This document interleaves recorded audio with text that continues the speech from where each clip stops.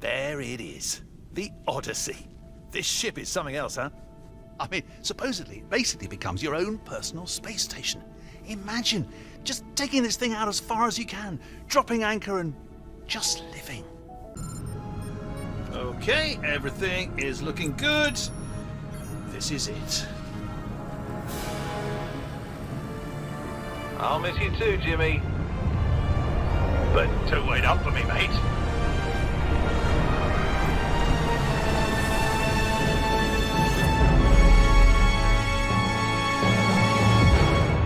All right, ladies and gents, that was our first look at the MISC Odyssey. Not much to see internally besides the cockpit window, which looks much like the Freelancer, pretty much a round panoramic view, very much in line with the rest of Freelancer designs, and just a bit of an external look at the engine.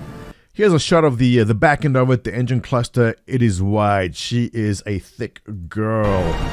And as it heads off towards the jump point, off it goes. Nice. All right, let's go take a look. All right, the sales page. Let's go for it. Secure yours now. Let's go right to the most important stuff, and that is, what is this going to cost? $625 for the war bond. That is, if you're paying for cash. Pretty much in line with what we expected. Actually, exactly in line. Between 600 and 700 were most of the predictions, and this is smack bang in there, $625. $700 if you're using store credit. What are you getting for $625? Let's just take a look over here. That's it, right? And is there any special deal? Yes, here we go. We have a Discovery pack, which comes with the Aegis Saber and a Turnbull Cyclone. Now, can the Saber fit inside the hangar? Well, I guess it must, because they're selling it with the ship. Very likely, you'll be able to put the Saber and the Cyclone inside the ship. Interesting. Makes it already bigger internally than the Carrack, which is a whole new discussion. Let's start from the top down, take a look at the sales page and see what this is about. Survey distant frontiers and seek undiscovered reaches of the galaxy with the Odyssey, the most advanced exploration ship available to civilian starfarers. The onboard refinery, ship hangar, built-in mining and tractor beam, expansive supply and comprehensive accommodation for a crew of 6.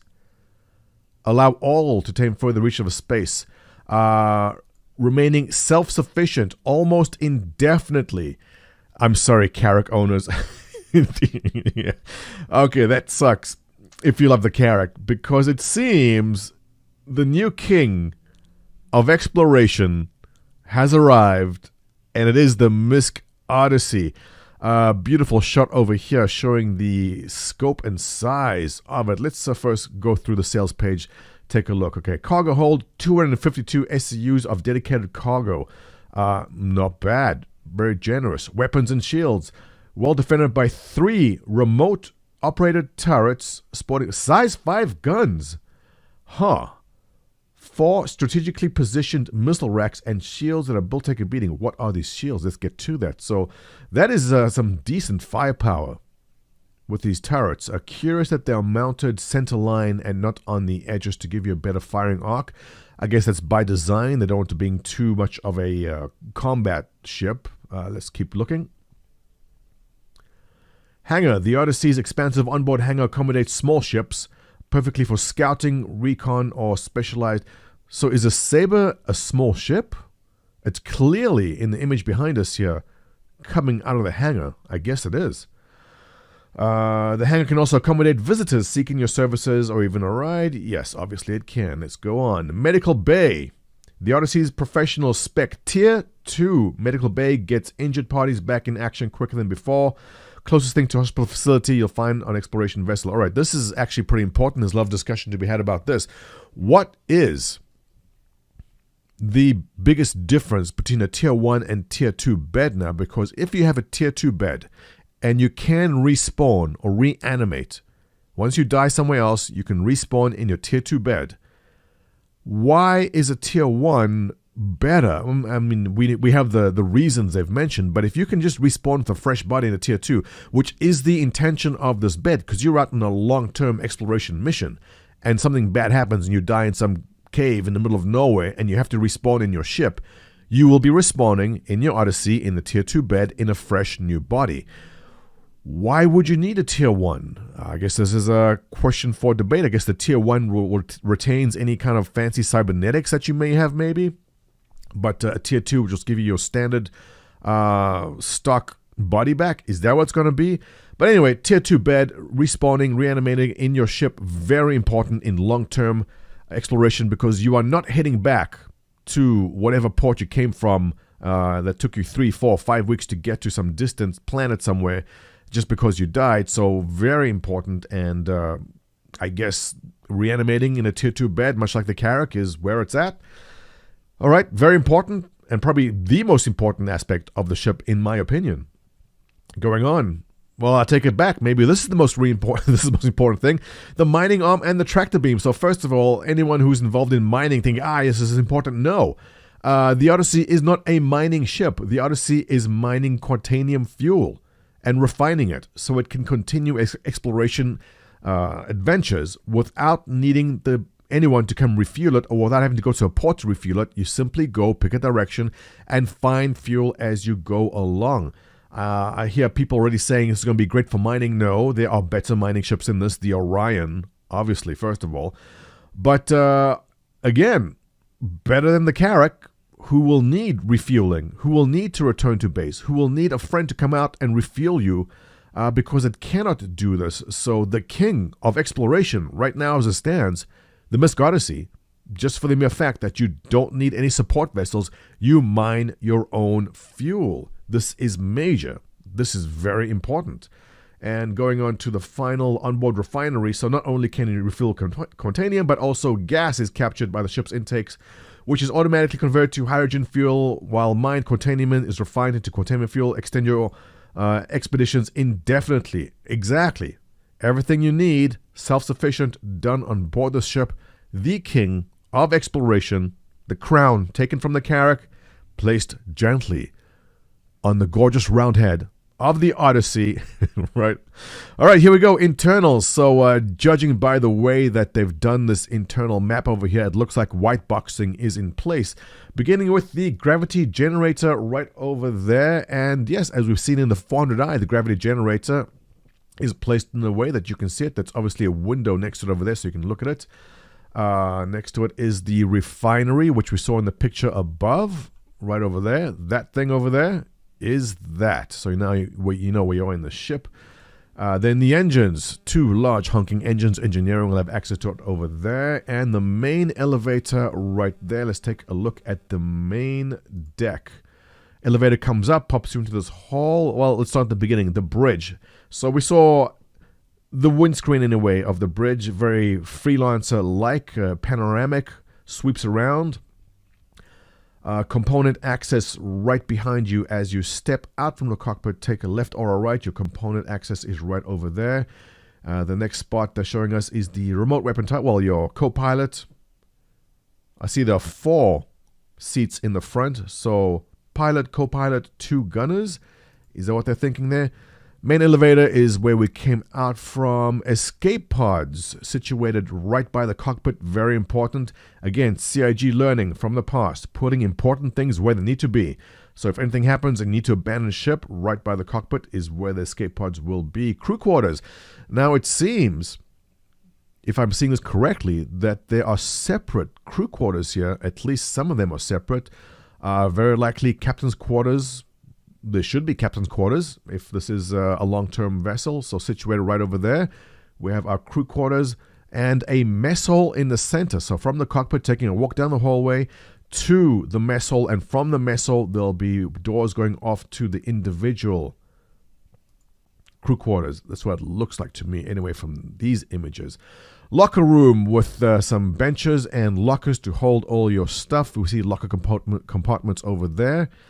And moving on to a large docking collar, and docking collars on both sides. Let's go on to the hangar deck. So mining controls on the front of the ship. We saw in the image how mining quantanium fuel is done from this area over here.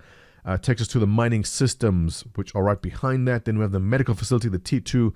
I'm seeing 2 beds over there. Well, I guess the 1 reanimation bed and 2 smaller beds. Is that what I'm seeing there? Critical, very, very important in a long-term exploration, having a T2 facility in there. Moving backwards, the main elevator. Beyond that, or before that, the vehicle cargo ramp, as we saw in the very first picture. That's where it comes in. This is a big ship. There's a lot of cargo here. 252 SCUs of cargo. Generous. Very generous for exploration, which means you can use this ship, if you want, as a cargo ship, I guess. Not the best of cargo ships, but definitely, well, a lot bigger than the Raft, right? 250 SCUs, generous. Ship hangar, you can store your ground vehicles or small ships, and definitely looks like the Sabre probably fits in there from what we see of the art. And a viewing room, nice touch, not needed, but a window facing backwards where you can have a nice view of what's behind you. I'm liking it. Let's take a look at some concept art over here. Combat there. All right, we see the two of these size 5 turrets. Mounted center line, so you're not getting coverage of the sides, but I guess they don't want the ship to have too much coverage of that. Moving on, now this is interesting. We have some scope and some scale here. We see Cyclones being loaded up the ramp. It gives you an idea of the size. It is big. It is a big ship. It is as long as the Carrack, a bit longer than the Carrack, and wide. She's a big girl. Beautiful shot there, really giving you a sense of scale. Also, you can see two. Where is the third turret mounted? I'm guessing near the back. Let's take a look. Also, nice shot of the mining area where you're going to be mining from. Wide bubble panoramic video. A wide panoramic window over there with tractor beam and laser mounted arm. Everything you need over there. Very nice. Let's take a look over here. Just a glamour shot. Not showing. Oh, there's a turret at the back over there, as I suspected. Size 5, is it? Remote turret pointing backwards. Nice glamour shot there. Nothing new being shown. Here we have the medical bed tier 2 facility. Again, I question, why do you need tier 1 if you have tier 2 and you can respawn a fresh body? I'm sure there are reasons, but everything you need as far as basics, that is respawning or reanimating in a fresh body, this bed should be able to do. Next glamour shot over here showing us more details on the side. It's definitely MISC looking, rugged, refined, everything you need in your little exploration ship. I don't see VTOL engines. These look like they are fixed. What we do see here on the side is the docking arm, the large docking collar over there. Mining. I guess this is a closer look at what the mining. See, we can see the tractor beam. We can see the mining arm over there. I'm curious to know if you guys who do mining think you'll be using this more than anything else. What size mining arm is that? I think it's going to be a pretty big one. Has to be. If you're out there looking for Quantanium and the only Quantanium to find is in the largest of asteroids, you're going to have a mining arm which can deal with that. And nice shot here showing the, I guess, the Sabre coming out of the, well, it's not coming out, but since they're showing them together, it's got to fit in there, right? With the wing stock back, has to fit inside it. And that back to the first shot. All right, what else do we have here? Some technical breakdowns. All right, height 35, width 90. Landing pad extra small, is it? Size 4 shields, size 2 mining laser, crew of 6, width 90. Length 140, cargo 252, tier 2 beds, 3 remote turrets, size 3 containment drive, size 3 fuel tanks. Again, with the fuel that you'll be able to mine, good amount of fuel you're holding, but you can always get more fuel. And size 3 quantum drive, not bad at all. And we've been look at the prices already. All right, that basically is it for the MISC Odyssey. So, I gotta say, if I was well, I am a Carrack owner. Is there a reason to keep the Carrack? Well, the Carrack, I guess this is a topic for another discussion, but better armor, maybe on the Carrack, better weapons coverage on the Carrack. But as far as long-term exploration goes, with the ability to stay out indefinitely, the MISC Odyssey takes it. In true tradition and fashion, CIG keeps on reiterating and improving upon their designs, and this definitely takes the cake as a ship that is going to be staying out longer with the ability to explore indefinitely, more than the Carrack. Yeah, that's a topic for another video. But that's it, guys. Let's wrap it up. Give me your thoughts. MISC Odyssey, are you upgrading? Is your carrack at risk? Post below, your comments appreciated. Subscribe, catch you in the next one.